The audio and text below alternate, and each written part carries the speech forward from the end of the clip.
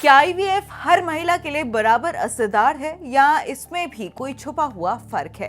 ये सवाल सुनने में भले ही अजीब लगे, लेकिन हाल ही में आई एक स्टडी ने इस पर गंभीर बहस छेड़ दी है। खासकर जब बात ब्लैक स्किन वाली महिलाओं की आती है तो आंकड़े कुछ अलग ही कहानी बताते हैं। एक ऐसी कहानी जो सिर्फ मेडिकल नहीं बल्कि सिस्टम और समाज दोनों से जुड़ी हो सकती है।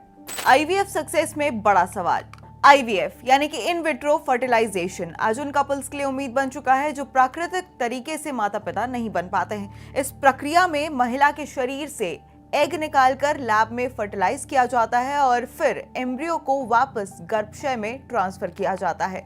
आमतौर पर यह प्रक्रिया कई स्टेजेस में होकर गुजरती है: egg production, fertilisation, embryo development और आखिर में इम्प्लांटेशन। फाइब्रॉइड्स और हार्मोन संभावित कारण। अब पिछले करीब 20 सालों से डॉक्टर ये समझने की कोशिश कर रहे हैं कि आखिर ब्लैक महिलाओं में आईवीएफ के बाद सफल जन्म दर कम क्यों देखी जाती है। शुरुआत में ये माना गया कि इसका कारण फाइब्रॉइड्स हो सकते हैं, यानी कि गर्भाशय में बनने वाले गांठें जो एम्ब्रियो के सही तरीके से इम्प्लांट होने में बाधा डाल सकती है। और इसके अलावा हार्मोनल इंजेक्शन पर शरीर का अलग अलग रिस्पॉन्स भी वजह माना जा रहा था।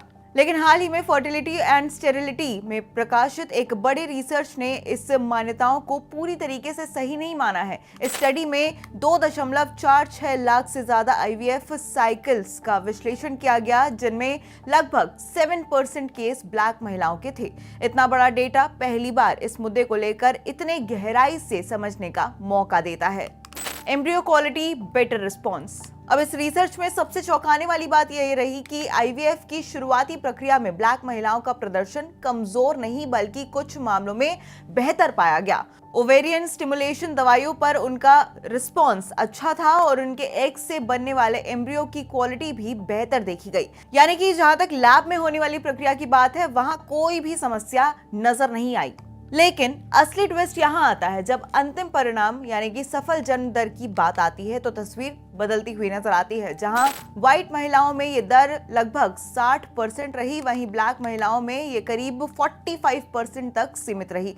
यानी पूरी प्रक्रिया सही होने के बावजूद आखिरी स्टेज में सफलता कम हो जाती है। यही अंतर वैज्ञानिकों के लिए सबसे बड़ा सवाल बन चुका है। अगर शुरुआत सही है तो आखिर अंत में ऐसा क्या गलत हो रहा है कि इतनी बड़ी समस्या ब्लैक वुमेन्स के साथ आ रही है? अब एक्सपर्ट एरिस्टन लनली के मुताबिक कहीं ना कहीं कोई ऐसी रुकावट है जो इस प्रक्रिया को अंतिम लक्ष्य तक पहुंचने में रोक रही है। Hidden factors, micro environment. अब एक्सपर्ट्स मानते हैं कि इसके पीछे कई छिपे हुए कारण हो सकते हैं, जैसे गर्भाशय का माइक्रो एनवायरनमेंट, इम्यून सिस्टम का व्यवहार या ऐसे एनवायरमेंटल फैक्टर्स जिनका असर अलग अलग समुदायों पर अलग तरीके से पड़ता है।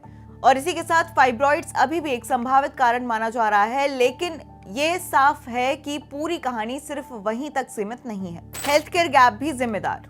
इसके अलावा इस मुद्दे का एक बड़ा पहलू हेल्थ केयर सिस्टम से भी जुड़ा हो सकता है। दरअसल एक्सपर्ट तरुण जैन का मानना है कि ब्लैक महिलाओं को अक्सर स्वास्थ्य सेवाओं में कम बेहतर परिणाम मिलते हैं, चाहे वो प्रेगनेंसी हो, डिलीवरी हो या फिर इनफर्टिलिटी ट्रीटमेंट। यानी कि ये फर्क सिर्फ शरीर का नहीं बल्कि सिस्टम का भी हो सकता है। कुल मिलाकर ये स्टडी एक बहुत महत्वपूर्ण बात बताती है कि आईवीएफ की समस्या शुरुआत में नहीं बल्कि आखिरी स्टेज में है और इसका जवाब सिर्फ मेडिकल साइंस में नहीं बल्कि सामाजिक और सिस्टम लेवल पर भी छिपा हो सकता है। इसलिए ये कहना गलत नहीं होगा कि आईवीएफ सिर्फ एक मेडिकल प्रक्रिया नहीं बल्कि एक जटिल यात्रा है जहां हर स्टेज मायने रखती है और हर महिला का अनुभव अलग हो सकता है।